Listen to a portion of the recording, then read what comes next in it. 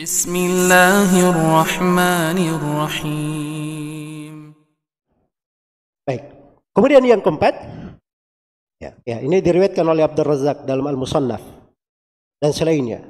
Hudzaifah bin Yaman berkata, "Inna ad-dalalata haqqad dalalah an ta'rifa ma kunta tunkir wa tunkira ma kunta ta'rif wa iyyaka wat talawuna fid din fa inna dinallahi wahid." Kata beliau, sesungguhnya kesesatan yang merupakan sebenar-benar kesesatan adalah engkau menganggap baik apa yang dahulunya kamu anggap mungkar. Dan engkau menganggap mungkar apa yang tadinya kamu anggap baik.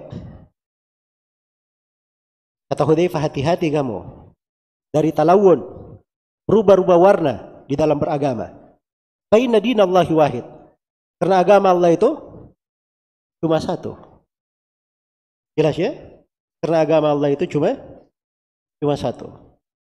Ya. Ciri orang yang sudah di atas jalan sunnah itu selalu berubah prinsipnya. Kemarin, ini berbagai kejadian terjadi, apakah di Indonesia maupun di luar negeri sana, di negeri-negeri yang terjadi kekacauan di negeri mereka, itu ada sebagian dai seperti itu. Tadinya Masya Allah, kudeta terhadap pemerintah itu haram, tidak diperbolehkan. Ya, melakukan demonstrasi haram. Berikutnya keluar pendapat baru. Belakangan ini saya baru mempelajari fikih baru. Ya, Masya Allah, ada fikih barunya. Itu adalah hal yang diperbolehkan. Ini bukan ciri ahli sunnah seperti ini. Memang agama ini gampang sekali berubah prinsip-prinsip itu. Dasar-dasar dari agama. Iya. Ketika Nabi SAW bersabda, saat terjadi fitnah-fitnah, ketika terjadi fitnah-fitnah yang dahsyat di tengah umat, apa kata Nabi SAW dalam hadits Hudzaifah riwayat Bukhari dan Muslim? Talzam jama'atal muslimin wa imamahum. Kamu komitmen dengan jemaah kaum muslimin dan imam mereka. Fitnah apa saja yang terjadi. Ya. Dan fitnah itu banyak bentuknya. Sampai hari kiamat akan beraneka ragam. Kadang datang dalam bentuk peperangan, dalam bentuk pertumpahan darah, dalam bentuk permusuhan, percekcokan. Mungkin juga datang dalam bentuk pemilu. Fitnah itu. Kalau dia ahli sunnah tidak akan berubah prinsip. Talzam jama'atal muslimin wa apa? Wa imamahum. Komitmen bersama jemaah kaum muslimin dan imam mereka. Ini perkara dasar dalam agama. Tidak boleh diganggu-gugat. Iya. Karena Nabi tidak memberikan rincian. Periksa dulu dong si imam ini. Dia ini ngibul atau tidak? Kalau imamnya terlalu banyak ngibul, nggak boleh. Dari mana dia dapat ketentuan-ketentuan yang seperti itu? Jelas ya? Ngibul itu apa artinya? Hah? Nipu kan? Saya tanya, nipu ini kekafiran atau dosa? Dia dosa, Nabi mengatakan itu kekafiran. Ya. Dan tidak ada di usul ahli sunnah keluar dari ketaatan pada hal yang ma'ruf dikarenakan dia melakukan sebuah dosa. Ada hal yang lebih dahsyat daripada itu. Nabi SAW bersabda dalam hadits Hudzaifah riwayat Muslim. Kata beliau, sayakunu ba'di a'immah. Akan datang setelahku para imam, para pemimpin. Yastannuna bighairi sunnati wa yahtaduna bighairi hadi. Mereka ambil sunnah bukan sunnahku. Mengambil petunjuk bukan petunjukku. Ya. Ini kalau bahasa orang Khawarij, tidak berhukum dengan hukum Allah. Jelas ya? Sunnah jelas. Sunnah bukan sunnah Nabi yang dipegang. Petunjuk bukan petunjuk Nabi yang dia pakai. Dan Nabi berkata, wa yakumu fihim rijalun qulubuhum kaqulubus syayatin fi jusmani ins. Dan berdiri di tengah-tengah mereka sekelompok lelaki. Hati-hatinya, hati-hati syaitan berada di jasad-jasad manusia. Ada yang lebih mengerikan dari pensifatan Nabi terhadap pemerintah seperti ini? Saya tanya, mengerikan atau tidak ini pemerintah seperti ini? Ini luar biasa. Jelas ya? Hudzaifah bertanya, ya Rasulullah, fama ta'muruni in adrakani dzalik? Apa perintahmu kepada saya kalau saya dapati pemimpin seperti itu? Kata beliau, tasma'u wa tuti'u wa in duriba dhuhruka wa ukhidha maluka isma' wa ati'.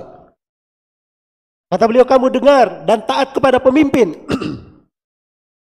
Walaupun dipukul punggungmu, diambil hartamu. Dengar dan taat. Ini hadits Nabi SAW, bukan saya menyampaikannya. Jelas ya? Baca di Sahih Muslim kalau tidak percaya. Ya.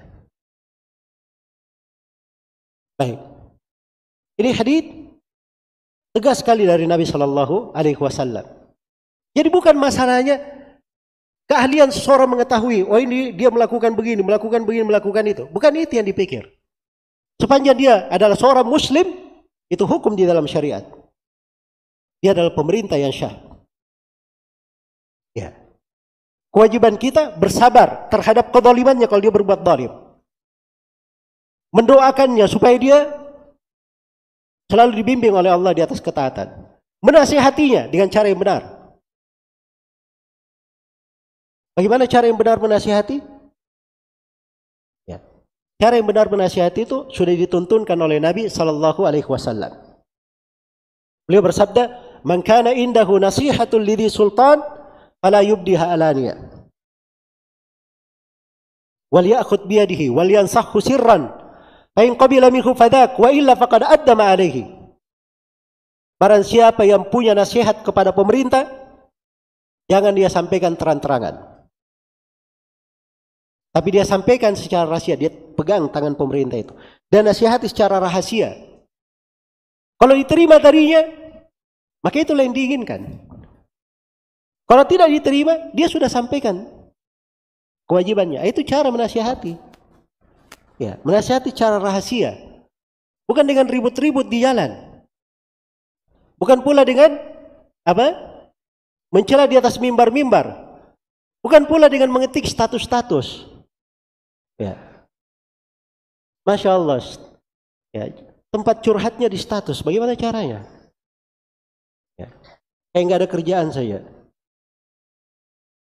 Ini masalah agama. Hal-hal yang seperti ini kaitannya dengan apa? Kaitannya dengan keamanan di sebuah negeri. Wibawa pemerintah itu harus dijaga. Sebab itu kemaslahatan untuk semuanya. Kemaslahatan untuk semuanya. Itu akan merekatkan hati antara rakyat dan pemimpinnya. Kenapa dilarang mencela?